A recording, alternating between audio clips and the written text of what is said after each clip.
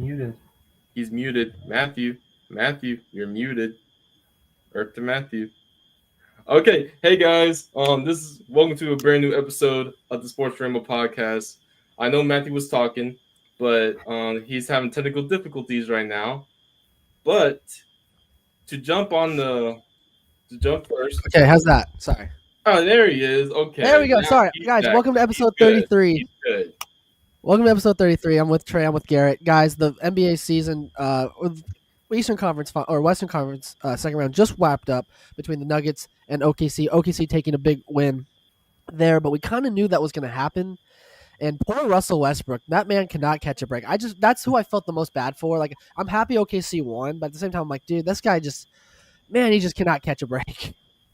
Yeah. If any year he was going to make it, it was this year.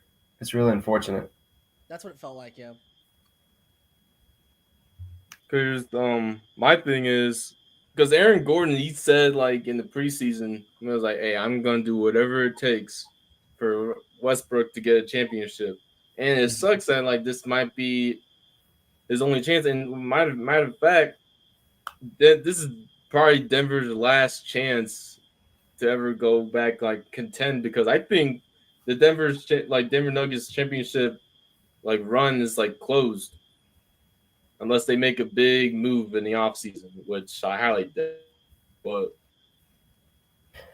And they may have not won, and that's that's what it is. But Aaron Gordon had a grade 2 hamstring injury, and they were talking about how usually like a couple weeks rehabbing from that injury, and he played on it.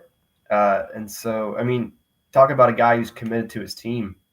Yeah. Kawhi.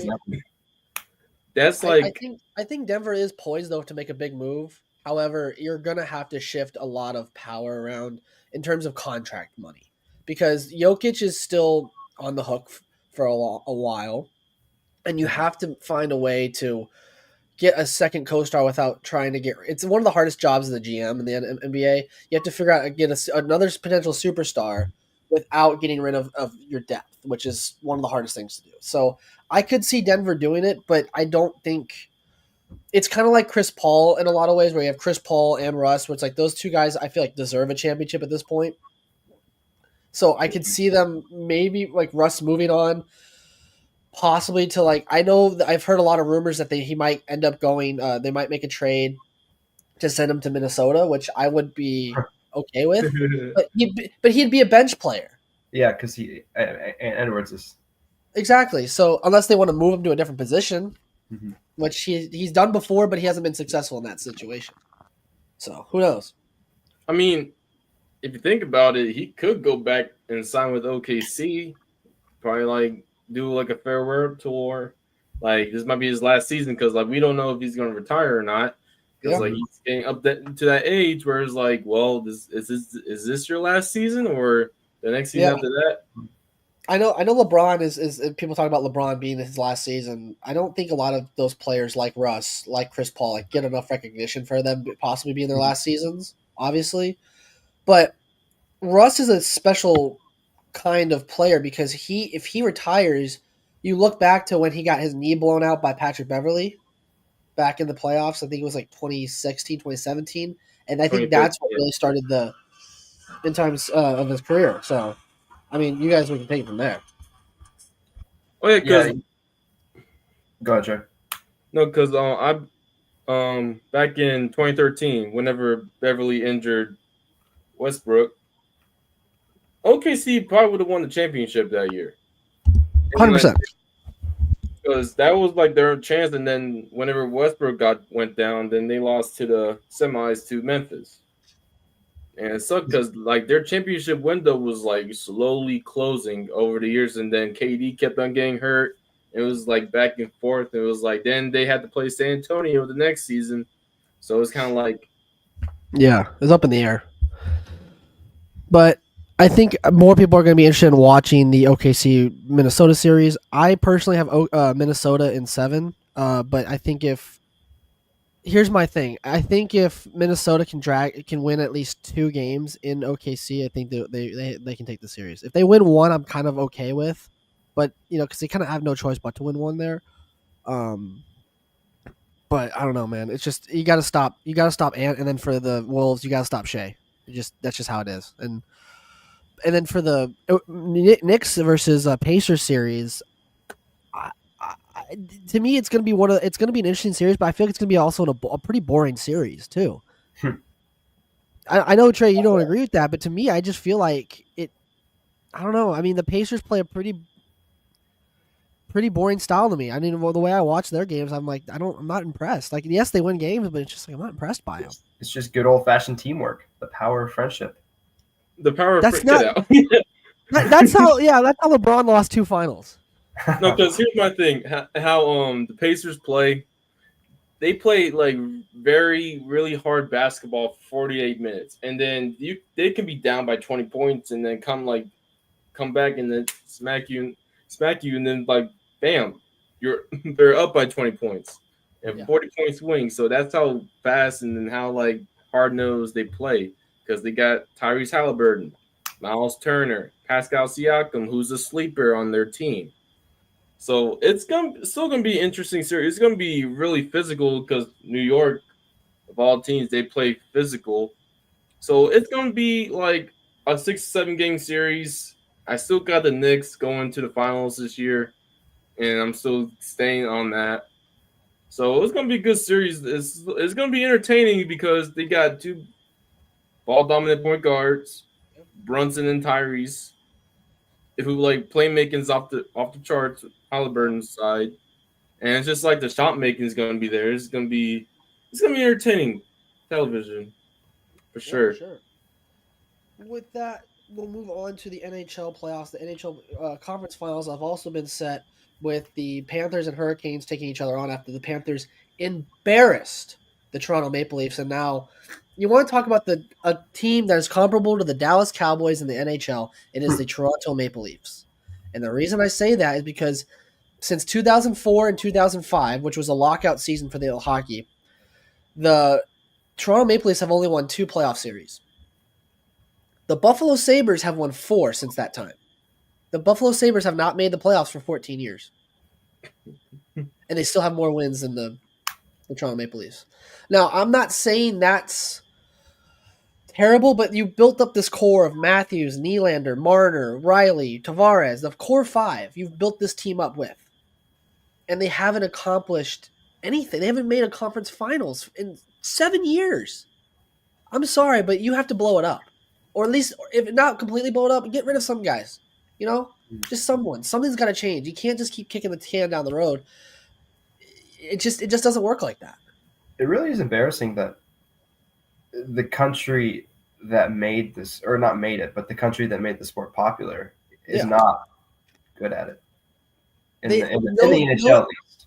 Yeah, no Canadian hockey team has won the cup since 1993. Yeah, it's crazy. And they're at the sport made it. Maybe England being good at football. Yeah, exactly. Well, I mean, they usually get eliminated in the World Cup every year, but that's beside the point. I'm sorry, but when you lose, I'm sorry, but when you lose in a qualifying matchup, you deserve to be relegated. I don't know how to explain it any other way. Like, I watched the World Cup. What was it? 3 years ago now? Mm-hmm. I'm correct. I think 3 because 26. 3 years. Yeah, 2022. 26 is when it's supposed to come to Dallas. Yeah, so 20. Yeah, you're right. So 22. So that was the year. I believe that was the year that Messi finally got his World Cup, which was great. But I watched a game with England, and I was like, okay, you do guys realize that? I know you guys want to switch the field. I get that. Love that. I'm all for it. But it's hard to. It's pretty easy to take a turnover when you try to switch the field when the opposing team knows what you're doing, and they're already like halfway across the field by the time you try to switch it. Like I was just like, all right, well, clearly they're outmatched. I think they played France, and I was just like, yeah, this game's over. Before they even took the pitch, I was like, this game's over. Because they just couldn't Mbappe. They just couldn't cover him. He's just too good, man. But they had like 4 guys at one point. I was just like, you're still not stopping them. That's not good. Yeah. But anyway, with that, guys, we have talked about multiple storylines going into these playoffs for either team, either basketball, football, whatever it be is. So the big story so far is, remember how we all talked about Derek Carr retiring? Mm-hmm. There are reports that he might unretire if he gets his shoulder fixed. What? That's like Tom Brady. That's Tom. Yeah. That's Tom Brady. Well, even though Derek Carr is, I ain't no Tom Brady, but that's No, of crazy. course. That's insane. I was listening to a program today. This Saints fan called in and basically bashing the Saints for not taking Shador and the general management. If they knew that the Derek Carr waited to announce that he was going to retire until after the draft, which is like insane. So I mean, maybe he's just thinking he's trying to get his team at least bridged over to the next generational quarterback. Maybe, but I mean, he's the from what Carr's camp has said that obviously he has retired due to a shoulder injury, that he will not play next season. However, there's what I'm reading here is there is speculation that Derek Carr, if he gets his shoulder healthy right, could unretire and return. This might not be likely, but Derek Carr has said he has not ruled anything out. He just knows for right now this is the best time to leave. It's insane. So I mean, That's crazy because he made a whole post and everything. Mm-hmm. no idea. He just loves the game too much. But that could not be from Carr himself. That could be from his agent or someone in his camp making that statement His for PR him. team. Yeah, I don't know. I think that's crazy to me. I agree. That's kind of crazy because like only Brady has been like the only player to say like, "Oh, I'm retiring. Now I'm going to be coming back. Now, okay, I'm actually retiring." Yeah, Because I don't know. This is if you're hurt, stay retired. Just like don't come back and say like, Make a "Look, choice. make a choice." Exactly. I mean, don't be like like indecisive whenever it comes to like retirement because like it's actually a serious like injury for your shoulder. Because look at Drew Brees. He said a couple more seasons, and guess what? He can't throw anymore. Yeah. And like going for basketball, like look at Dirk Nowitzki. He said himself like if he were retired in the 2016-2017 season, his ankles probably would have been okay for him to play basketball with his kids. Now like since he played 2 more additional seasons, his ankles are like shot. He can't move Yeah. like that. And so it's kind of like he can't play basketball with his kids, but it's like it sucks because like look at him, he's like an NBA legend himself and a Dallas legend. So it's kind of like whenever it comes to like retirement due to like injuries, like please take it for granted. Like go retire, please, for your Yes. Yeah, safety and your exactly. family's safety. Mm-hmm. Another one that springs to mind is one guy that's still playing that I think should have retired was Tua when Tua had those concussions. I'm still shocked he's playing. To be honest with you, like I understand you want to play for the love of the game, but there's a certain point where you have to go. Okay, look, I'm starting to, not be okay. Like you might be okay now, but wait 10, 20 years down the line, and those symptoms come back to bite you real bad.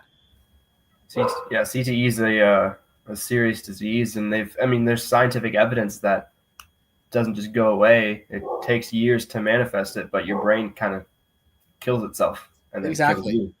Exactly. Yep. So again, one guy that I know, he just big fighter throughout his career, hockey player. Just he suffers from post concussion syndrome, and he's got headaches. I mean, it's just Mm-hmm. he's okay, but it's just like it's slowly getting him. So another thing I wanted to point out: Eagles have given Nick Sirianni a multiple year extension. The reported number has not obviously been made of how much he's been made. In terms of the financial terms are not disclosed, but let's be honest, it wasn't his coaching that got them to where they are. It was players. Saquon. It was Saquon and Hurts. Now you could be a part of that, and like your play calling I don't know about Hurts. was his play calling was okay, but there were times during that season before even Saquon, I was just like, you guys are in serious trouble because he's a hack. I don't. Because here's my thing. Because the way to stop the Eagles, you just gotta stop Saquon, and then easy. Jalen's gonna he's gonna get his rushing yards and passing yards. It's like that's a given. But at the same time, if you cut the head of the snake, that's Saquon. Then it's smooth sailing from there, and then that's and we're gonna see what the Cowboys do in Week 1 on Thursday night when they're in first game of the season against Philadelphia. See what they do. Will they cut the head of the snake? Their new revamped defense will help a little bit. I think, but I don't know what I know. Our defensive line is healthy now because we got Micah back, and Sam Williams is healthy now, and then we both got young defensive tackles, so we're still good, and we signed Oza, so. And I think from the Eagles side, you have to look at okay, he's sure Saquon maybe, but what about the years before when they went to the Super Bowl before when they didn't have Saquon? I mean, sure you can argue that it's the coordinators, but he had a say in that and cultivating the coordinators and making them who they are in a way, not everything, but he has some part of it, so he's doing something right. Yeah, it's obviously the coaching tree that he's brought in for the team. Another one that I just found out: Fred Warner extends with the 49ers 3-year, $63 million contract extension. Oh, don't forget about Brock Purdy. Yeah, that's it. The Brock Purdy one too. 5 years. Brock Purdy's insane. His contract. Oh my gosh! From last pick in the draft to that. And here's my thing. He doesn't deserve. I mean, Brock Purdy is a good quarterback, but that's not Brock. They overpriced him. How good he really is. Yeah, I mean, if you take away, it's always a thing where I said, if you take away Shanahan, how good can he really be? Mm-hmm. Exactly. Because Shanahan is a quarterback whisperer. I mean, he kind of is. We know this. He's a choker, but he's a good quarterback coach. Ain't wrong. Well, you also got CMC, Ayuk for a little bit of time, Kittle, all the weapons around him. Yeah, you did. It's not just him. And so then also one thing that's been big on we don't really talk about it much, but we'll talk about it here. The WNBA is back with their season. Caitlin Clark, Angel Reese, they have some big beef going on here. And I'm sorry, but that technical hard foul on Reese, that was not I've played basketball 6 years of my life, and I've been fouled like that, and it's never been called. Yeah. And now it's a technical. I don't get that. And then of course Reese goes back at her, yelling at her and stuff like that. And then now Angel Reese is getting racism, which is never condoned in the sports world. But I don't understand why she gets the hate she does. Angel Reese, I kind of a little bit. I get, but she talks a big game sometimes and she just can't back it up. But who of us have not done that? We've always done that. We've talked big game. Sometimes we don't back it up. This just happens. True. But the reason why they got the technical foul call on them, because they didn't want the after effect or something were to happen that makes it worse, the situation worse, because that's a warning. And I was like, okay. Yes. So that's when the Pacers were playing the Cavs, DeAndre Hunter, I believe, shoved Benedict Mathurin. Yeah, exactly. They didn't want another one of those situations happen. So Stephen A. Smith, who I think is being used way too much, unfortunately. He's the happiest man alive right now. He's great. Oh, I know. But they stretch him out way too thin. I saw him a couple years ago. He was covering a UFC event. I'm like, Stephen A. Smith knows nothing about UFC. Why are they using him? Whatever. But he talked about the Angel Reese, Caitlin Clark incident and said that's a basketball play. Said, I understand Angel Reese wants to be known as a world-class basketball player. However, the way she reacts to these calls are just absolutely baloney, and the fact that she thinks she can get away with it is even more heresy. I don't understand why she blew up the way she did. It's just a basketball play. Learn up. You got to get over it and keep moving on. Yeah, that's the best way to like explain the situation, but like at the same time is like you gotta like protect yourself. And I was like, okay, like defend for yourself. Or like if someone pushes you, what are you gonna do back? Yeah. Like step back and like try to like hey like what's going on? Mm-hmm. Yeah. I think a lot of people are also praising Caitlin Clark because if you watch the replay, she kind of walks away after the confrontation, and credit to her for doing that. Obviously, she's not engaging, but at the same time, I feel like that's the only. I said this before. I said I feel like the sad part is that's the only way they're going to be able to. The WNBA is going to be able to draw Attention, more clicks, towards their product is that controversy, that controversy they create with this beef, or which Paige Bucher's getting with the Dallas Wings. She had a pretty good debut, I thought.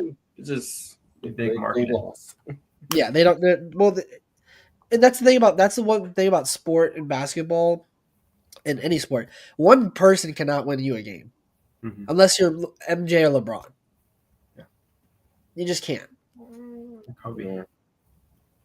I would say Kobe, but there was times where in the early mid 2000s where they were like not very good, and he was. I wanted to say him, but I was like, yeah, there was like a time where it was like he was dropping 35, 40 points a game, but still losing. Yeah, because nobody else was doing good. No. Well, I think that was the year they had Pau Gasol, but he was hurt for like the entire year, and they had Steve Nash, and that was just awful.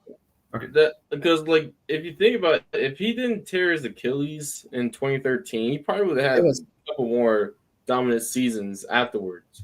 Maybe. I want to pose a question. Yeah, go for it. Is the NBA draft rigged? Yes. I mean, no.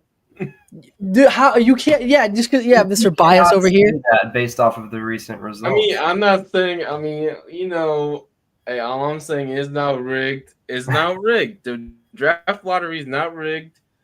We did a coin toss between us, the Mavericks, and the Chicago Bulls for the 12th pick, and Chicago lost the coin toss, so we were the 11th and they were the 12th. But it should be coming down to a coin toss. That's the problem. It should not be coming down to a coin toss. Hey, it shouldn't get to that point. Yeah. At this point, we're getting Cooper flag. So, I mean, congratulations, but like the coincidence, I will say, of like teams that have traded their superstar player, and in that same season they get the first overall pick. That has happened 4 times in the history of the NBA, where a team has traded their superstar and then they get the first round overall pick. Now, this has happened over multiple decades with different commissioners, but it's still the same. You had David Stern, now you have Adam Silver. It's kind of this. I feel like it's a gentleman's agreement almost, where it's like, hey, listen, if you guys trade away your superstar, we'll give you the first overall pick. That's the way I look at it. And it's fun if you look at it. Also, a lot of the times, or I think like 75-50% of the time, it has been LA. The player has been traded to LA, and the next year that team gets the number 1 overall pick. Happened with when New Orleans traded Davis to LA. Yep. They got Zion the next year. Yep. I don't think that's a coincidence. If it is, it's one freaking big coincidence. Yeah, it is. Because look back on whenever Chris Paul left to the Clippers in 2012. AD. Let's get the first. Yeah. Yep. But hey, at the same time, it's not rigged. It's not rigged, ladies and gentlemen. Is the NBA draft lottery is not rigged. Tell that to a Washington Wizards fan. Oh my god. Oh my gosh. They are seething. They are all seething right now. I feel bad for them. I really do. Okay, should the NBA do what the NFL does, like the worst team in the NBA gets the first overall pick? No, I think the draft works fine. Or sorry, the lottery works fine. Yeah, it's just the don't way. Make it so obvious. Yeah, the way that it's rigged. Don't do that part. Or if a team's gonna jump up as many spots as you do, at least show us how you're doing it. You know what I mean? Like have the live ball picks or whatever it is. Do that. That's just easier. Because when you have a guy that just goes number 15, it's like, dude, okay, great. How did you get to this? How did we get to this point? How? And they don't explain it. They'll have like their like you'll see on the bottom of the broadcast like what the rules are for this. But it's just like we all know it's not right. But Cooper Flag will go to Dallas unless a team makes them an offer they can't refuse. We ain't Something like trading him. you never know. Nico's dumb, but he ain't that dumb. LA give Luca back.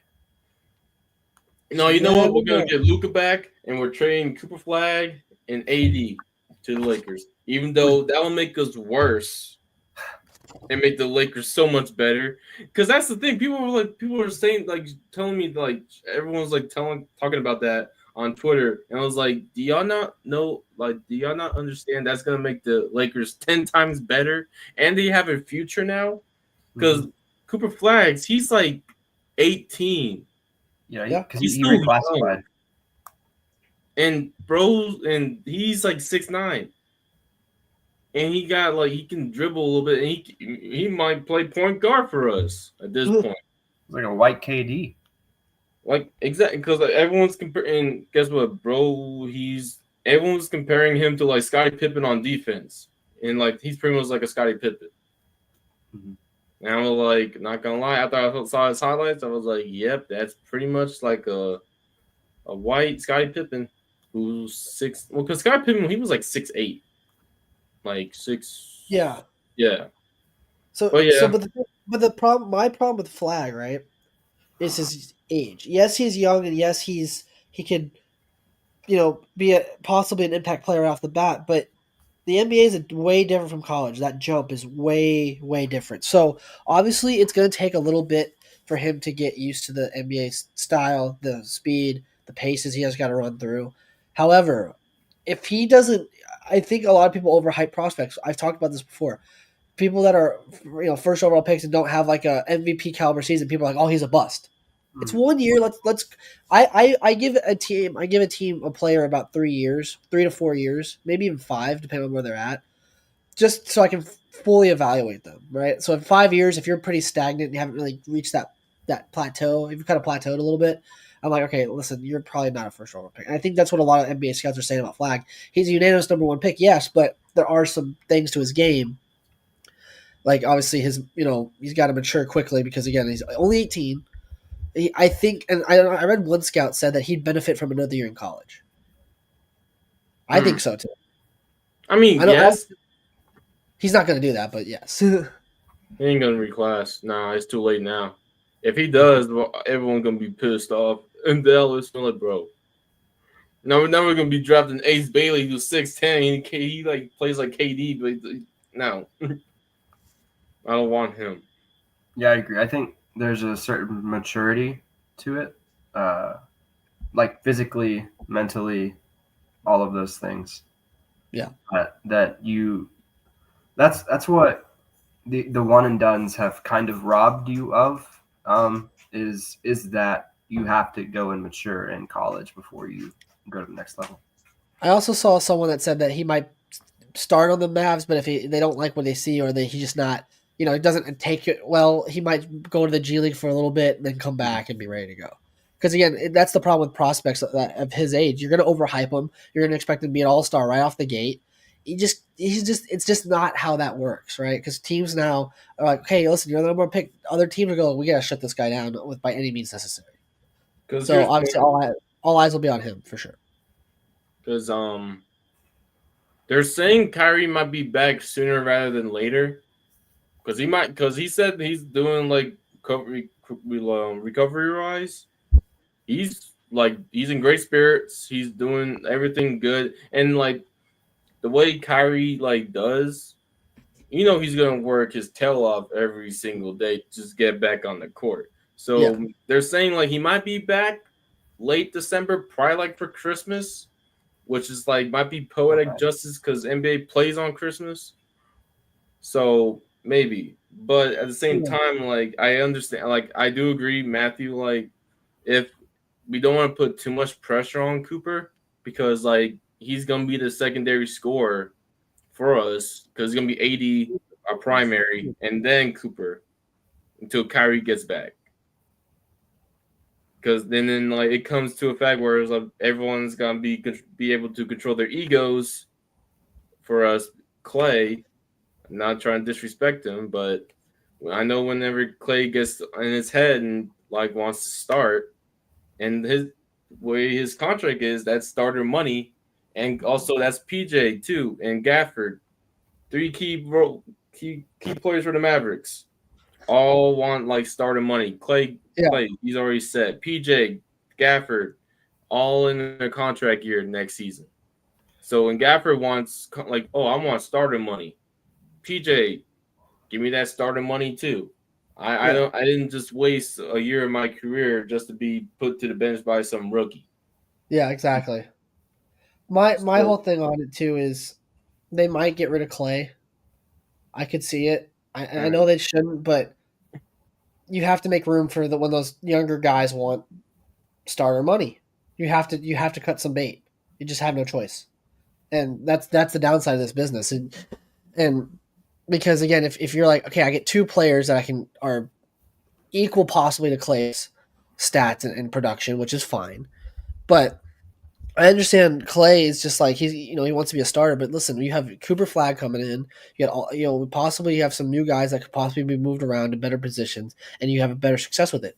That's going to relegate you to bench, buddy. Like you're just going to have to deal with it. If you can't accept that, there's the door. We'll see you later. But I don't know. I mean, it's going to be a very interesting offseason so far, at least for the Mavs, to see how they kind of circumvent all of this and try to get around it in a way that they can be successful while still maintaining the same core.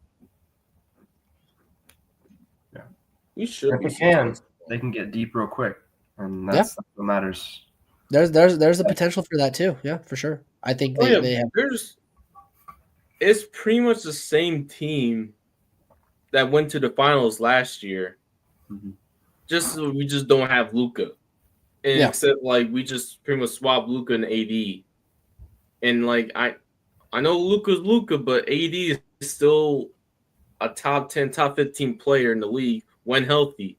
And that last part, what I just said, scares the heck out of me.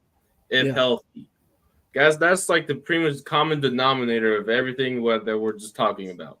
The Yeah. only reason that we can be like championship contenders if everyone stays healthy, Exactly. especially AD, because like we can't um like we can't like have AD miss time and then Cooper like pretty much like we can't like overutilize our rookie and then pretty much like stress him out because like okay, I'm going to give you the keys to the franchise right now, even though like he's still 18, he's still young, and and it's just pretty much like you're playing with your franchise right now, Nico.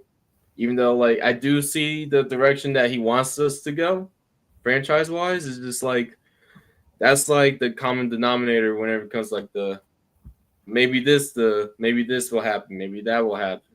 Mm.